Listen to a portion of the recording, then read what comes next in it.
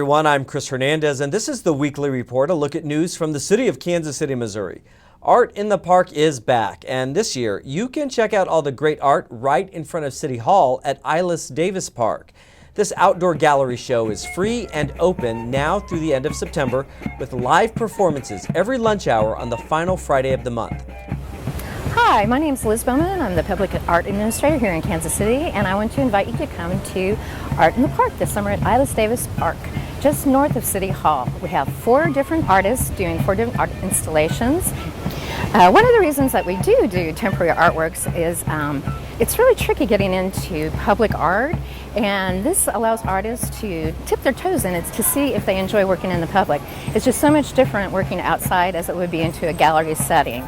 And so we're just hoping this is a good learning experience for our local artists and to also help them advance their resume. For this year's Art in the Park, I am making a hopscotch grid. It's going to be installed right in front of City Hall on the sidewalk. These are larger than life squares. Most of you probably remember how to play hopscotch. And each square will also feature an image from childhood. I have toys, and also even a spilled ice cream cone will be featured. These are all larger than life. The project will be also visible from the windows in City Hall. So folks on their lunch break can come down here and play and kind of remember how they used to play in the park. Tell me your name. Yeah, my name is Neil Goss, and I'm an artist based in the Eudora, Lawrence, Kansas City areas. I'm an artist in residence at the Charlotte Street Foundation. So what I've proposed and am doing is a series of 6 of my woven totems, and they're going to be installed in these trees here, grounded wood-fired flower pots that are planted with a passion flower vine. And so throughout the duration that the installation will be up, the colors in the weavings, they're going to begin to fade and start to get reclaimed by the earth.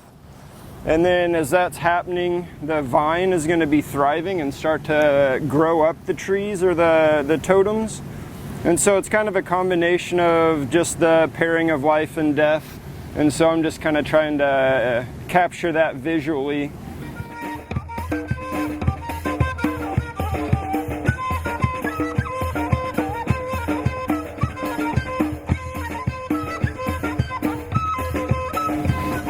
On the 4th Friday of each month, we'll have actually performers also performing in the park, along with food trucks between 11:30 and 1:30. So please come over and enjoy the performances, the art, and grab a bite to eat. Art in the Park is also collaborating with Art in the Loop and KC Streetcar. You can check out additional artwork at Oppenstein Park at 12th and Walnut Streets, where the KC Streetcar stops, and look for art on board the streetcars. Performances there will take place from 11:30 a.m. to 1:30 p.m. on Thursdays in Oppenstein Park and Fridays on the KC Streetcar route. More information is posted at artintheloop.com and on Facebook. The Public Improvement Advisory Committee, or PIAC, is in the process of holding public meetings this summer. These PIAC hearings allow residents to provide input on the upcoming capital budget and to make a pitch for projects in their own neighborhoods. You can submit a PIAC proposal request through the end of August. Please go to kcmo.gov and search for PIAC, P-I-A-C, to find forms to submit as well as the list of upcoming meetings, which we will also show you right now, so take a look.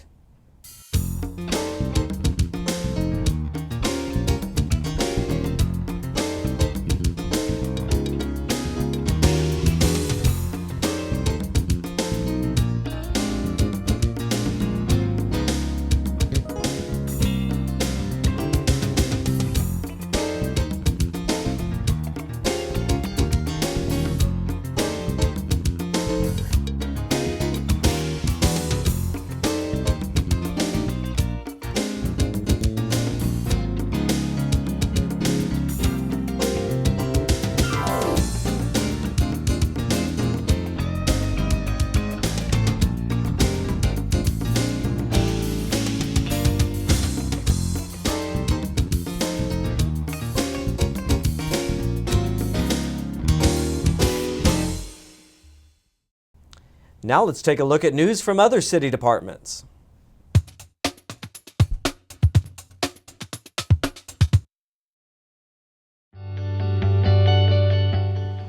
This robotic camera goes where no human can, inside the sewer pipes buried underneath Kansas City streets and sidewalks. KC Water maintains 2,800 miles of sewer main. Laid end to end, that's roughly the distance from New York City to Los Angeles. Here's what those mains look like from the inside. We run a television camera, a remote television camera, from manhole to manhole, making a videotape of the sewer main. It helps us prioritize the repairs that are needed to our sanitary sewer collection system. The work is called CCTV, for closed circuit television. Andy Shively, engineering officer for KC Water, explains what it means for customers. Every time a customer flushes the toilet, we most certainly want everything to go away. So by doing a condition assessment and making the repairs in the appropriate priority, we help ensure that reliability to our customers, to ensure that the water goes away when you want it to go away. The camera crawls through the underground pipe without workers having to dig up any yards or streets. It inspects the line to pinpoint locations that need repaired, replaced, or rehabbed. Operating it is kind of like playing a video game. A console with a joystick lets the operator get a 360-degree view. He's looking for cracks, incoming water, or blockages. One of the things that is huge in this old neighborhood is roots. And roots can microscopically infiltrate through joints, through service taps, and that can cause a sewer backup if it engulfs the pipe in its entirety.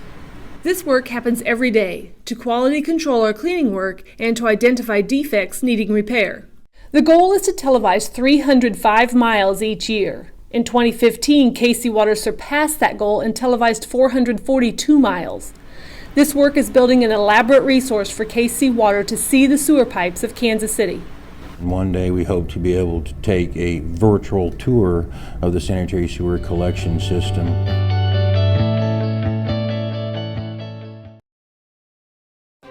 The KC streetcar is here and you're ready to ride. Here's the rider information you need to know.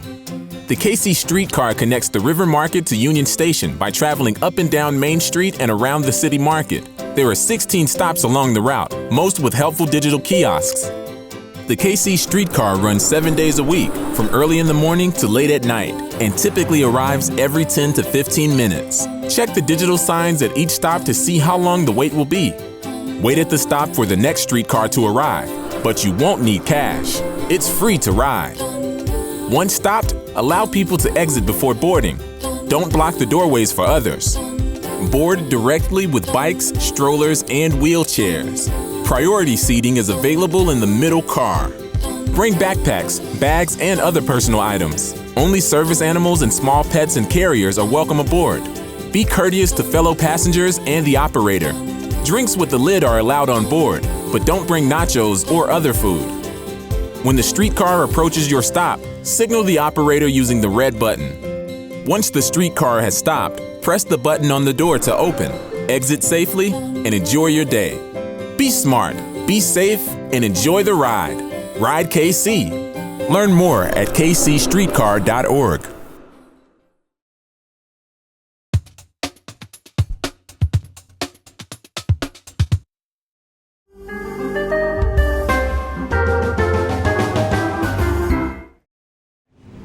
Hi, I'm Floyd Peoples, Fire Marshal for the Kansas City, Missouri Fire Department. Warm weather means more time outside grilling, enjoying time around the fire pit, and relaxing outdoors. But these activities present fire safety concerns as well. Please remember that charcoal or gas grills and fire pits should always be located safe distances from buildings, wooden decks, and other combustibles. Never store propane indoors. On gas grills, be sure to check the propane gas hose connection to make sure it's tight and that the hoses do not leak. If you think you have a leak, put some soapy water on it and look for bubbles. That's an indication the hose needs replaced. When done grilling or using your fire pit, be sure the fire is properly extinguished. Never put hot coals in a trash can or other container. Use gasoline only for its intended purpose as a motor fuel. Handle gasoline outdoors only. For more information, go to kcmo.gov and search for FYI KC. I'm Floyd Peoples, Fire Marshal for the Kansas City Fire Department, wishing you a happy, fun, and safe summer.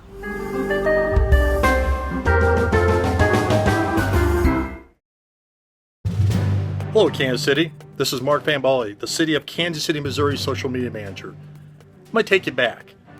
November 3rd, 2015. Remember that time? The Royals had just won a World Series, and the city was united for a Royal celebration. Now we need the city to be united for us as we contend for the Emerging Local Government Leader Social Media Award. On July 5th through 8th, we need you to go to elgl.org and vote kcmo. Thank you.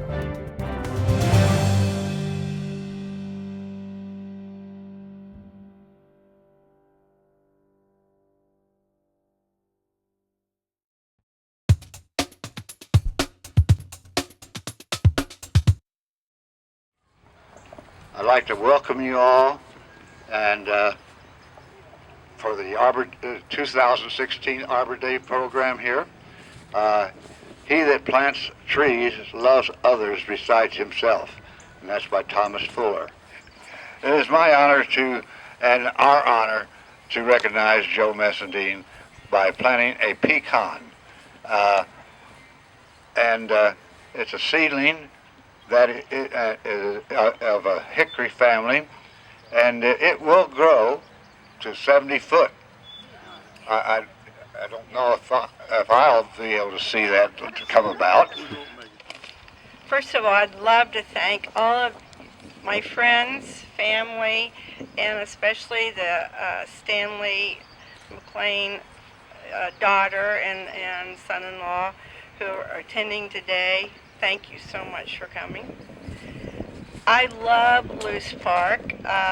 Since I was probably about 4 years old, and my mom brought me to skate on the pond, and in my little double-bladed clip-on skates. From there it went to the grade school picnics, and then later on it was the high school with meeting my friends from Pim Barstow and Sunset, and we had a special tree that we came on Friday or Saturday night, and it's just right up the valley here. It's still standing after more than 50 years. Loose Park's a great place. I have firsthand been involved with people and their joy of receiving a commemorative tree. It's a great honor to be recognized with an Arbor Day tree or more, my commemorative tree. Thank you. Arbor Day is the one day that's set aside to focus on trees and tree planting. And it does two things for us, really. You know, in the state of Missouri, our official Arbor Day is the first of the month, first Friday in April. It happened to be April Fool's Day this year. Not sure if that's a good thing or a bad thing, but it happened to be April Fool's Day this year. The National Arbor Day Day is the last Friday in the month, so it'll be next Friday. But the cool thing is here in the state of Missouri, we celebrate Arbor Day all month long. Anywhere in the state, somebody's going to be having an Arbor Day event any given weekend in April. Then we find that Arbor Day does two things for communities. It allows individuals to get out and actually plant trees. You that are with the Garden Connect, you understand that. You understand the value of adding to your tree resource. But more importantly, it gives us an opportunity to talk to the people that live in our community and help them understand that you can't just go buy a tree at a discount Walmart store, put it in the ground without taking the pot off. I've seen everything, and expect it to grow. You have to invest the time and the energy to understand that as a living organism, trees need certain things to grow. You have to be patient if you're interested in trees and tree planting. Now, the tree we're going to plant today doesn't look like it's much, but I got to tell you, by the time I graduate, or my daughter graduates from college, it'll be twice that size. So trees add value to our community. Arbor Day is the perfect day for us to be able to recognize it. Join Feast Magazine and KC Parks for food truck events all summer long. Each month, from May through September, we'll highlight prominent fountains and parks throughout the city, while guests enjoy food from some of Kansas City's most popular food trucks. A portion of the proceeds will go toward the City of Fountains Foundation to support our flowing treasures.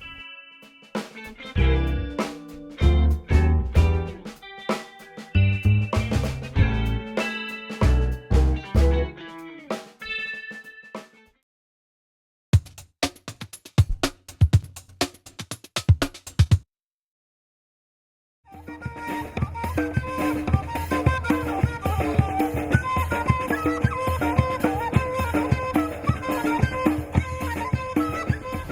feel like you've run out of options for lunchtime experiences or after work? Now, with support of the Neighborhood Tourist Development Fund, there are new opportunities and alternatives throughout the downtown area, including new art experiences at the streetcar stops. To tell us about all of this that's happening throughout the summer is Jessica Borowski, who is the art curator at Art in the Loop.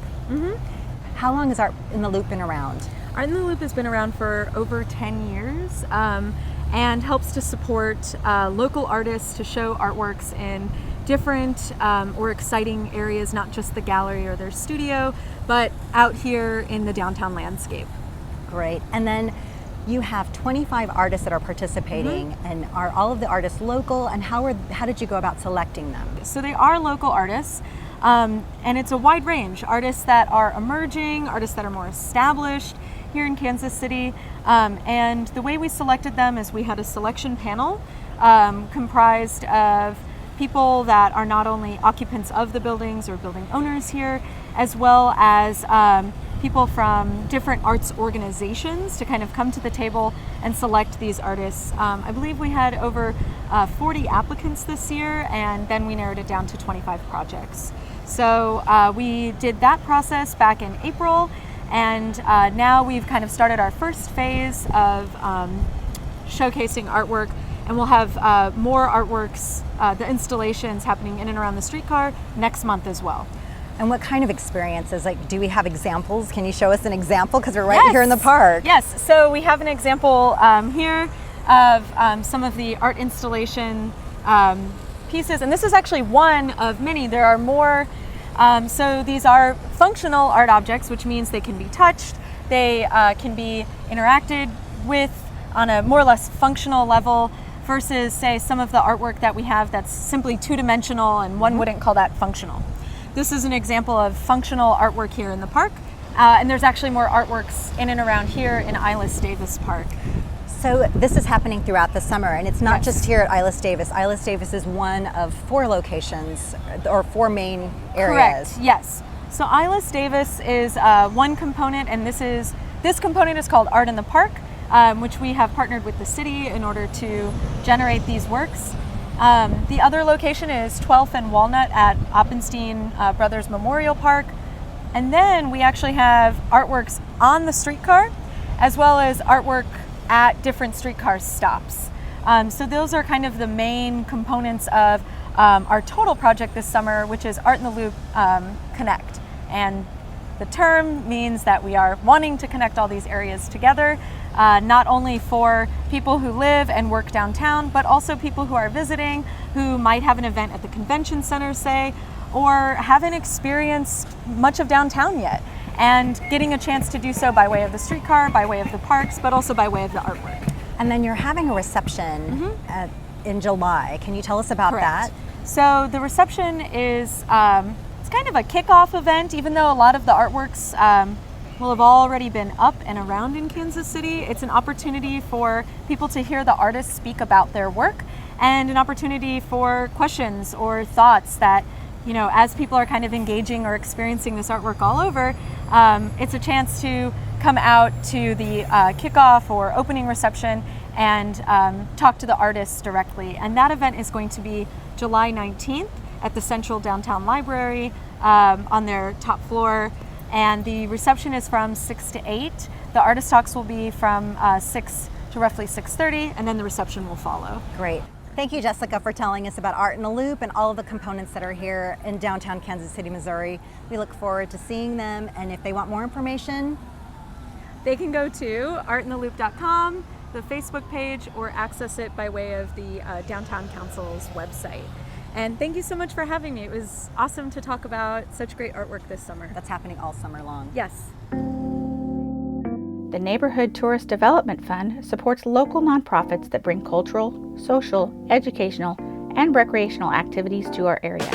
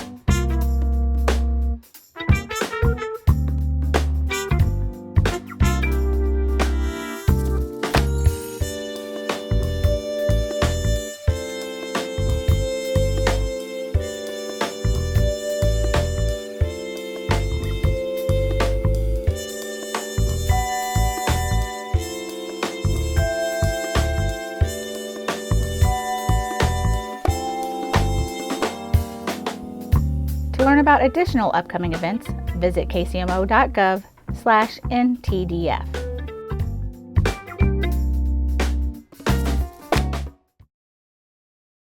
In recognition of the Independence Day holiday, City Hall and other city offices will be closed on Monday, July 4th.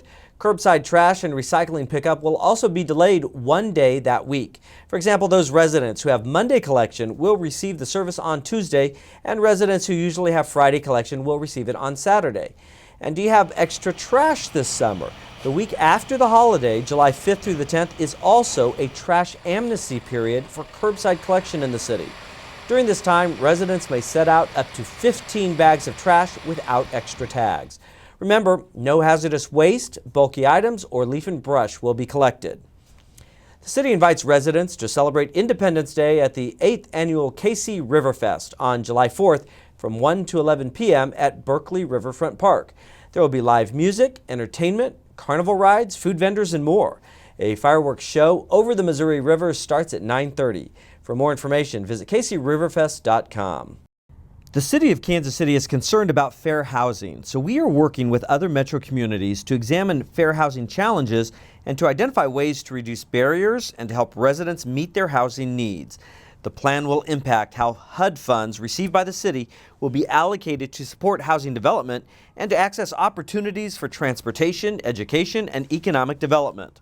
Public meetings will be held on Tuesday, July 12th from 6 to 8 p.m. at the Hillcrest Community Center, 10401 Hillcrest Road in South Kansas City, and on Saturday, July 16th from 10 a.m. to noon at the Greg Kleiss Community Center, 1600 Buck O'Neill Way in the 18th and Vine District. Residents can also provide feedback at kcmomentum.org, which is our online community engagement tool.